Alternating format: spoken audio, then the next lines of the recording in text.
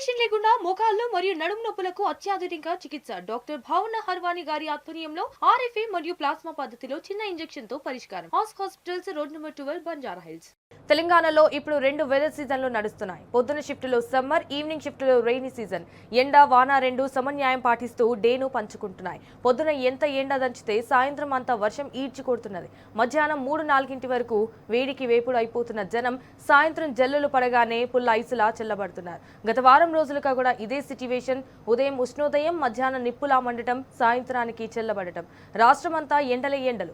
ఉదయం అతినీలోహిత కిరణాల నేరుగా భూమి మీదకి పంపుతున్నాడా అన్నట్టే ఉంది. సూర్యకిరణాలు శరీరాన్ని సూదుల్లా గుచ్చుకుంటున్నాయి. స్వేదంధ్ర రంధ్రాల్ని చెమటను బయటకి ఎత్తిపోస్తున్నాయి. అయితే గంట సేపు ఎండలో ఉంటే డీహైడ్రేషన్ గ్యారంటీ. సూర్యతాపం మామూలుగా లేదు. తెలంగాణ అంతటా గరిష్ట ఉష్ణోగ్రతలు నమోదవుతున్నాయి. నిప్పుల కొలిమిలో రాష్ట్రం కాలిపోతున్నది. అసలే వేడిరా బాబోయ్ అంటే దానికి తోడు వడగాలులు. కూలర్ వదిలి బయటకు వెళ్లే పరిస్థితి లేదు. అందుకే మధ్యాహ్నం టైంలో అస్సలు బయటకి రాకండని వాతావరణ శాఖ అధికారులు సూచిస్తున్నారు. అయితే వెదర్ ఎన్ని రకాలుగా రంగులు మారినా తట్టుకునే శక్తి మన తెలంగాణ బాడీలో ఉంది. కాబట్టే కలవరపెట్టే కాలాలతో పోటీ పడగలుగుతాం. అలాగని ప్రకృతితో గేమ్స్ ఆడద్దు. కాబట్టి ఎండిపోయే ఈ ఎండలకు లూజుగా ఉండే కాటన్ బట్టలు వేసుకుంటే బెటర్.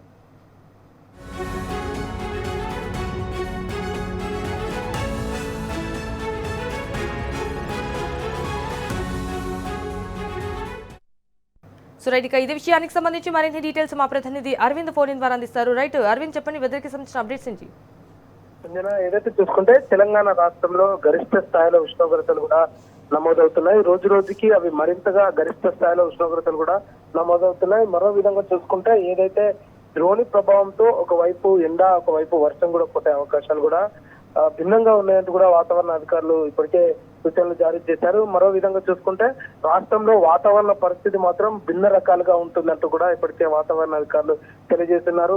కొన్ని ప్రాంతాల్లో మాత్రం ఇప్పటికే గరిష్ట స్థాయిలో ఉష్ణోగ్రతలు దాదాపు 41 నుంచి 45 వరకు ఉష్ణోగ్రతలు కూడా నమోదవుతున్నాయి. మరికొన్ని ప్రాంతాల్లో మాత్రం 42 నుంచి 45 వరకు ఉష్ణోగ్రతలు కూడా నమోదయ్యే అవకాశాలు కూడా ఉన్నాయంటూ కూడా వాతావరణ అధికారులు హెచ్చరికలు కూడా జారీ చేశారు.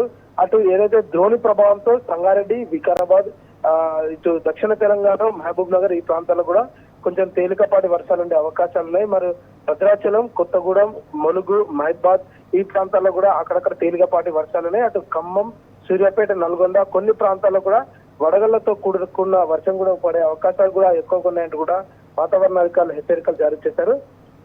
సెంట్రల్ జోన్ ఉన్న హైదరాబాద్ లో చూసుకుంటే మాత్రం కొన్ని ప్రాంతాల్లో మాత్రం ఇప్పటికే ఎండ తీవ్రత దాదాపు 42 డిగ్రీ సెల్సియస్ ఉష్ణోగ్రతలు కూడా దాటినాయని కూడా ప్రధానంగా తెలుస్తుంది.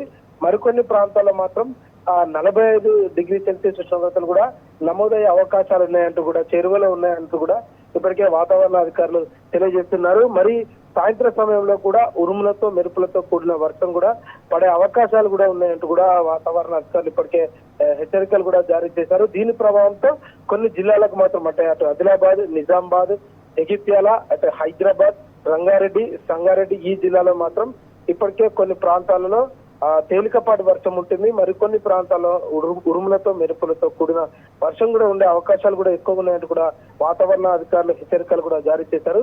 ఏదేమైనప్పుడు కూడా తెలంగాణలో మాత్రం ప్రస్తుతానికి జరుగుతున్న భిన్న వాతావరణం చోటు చేసుకుంది.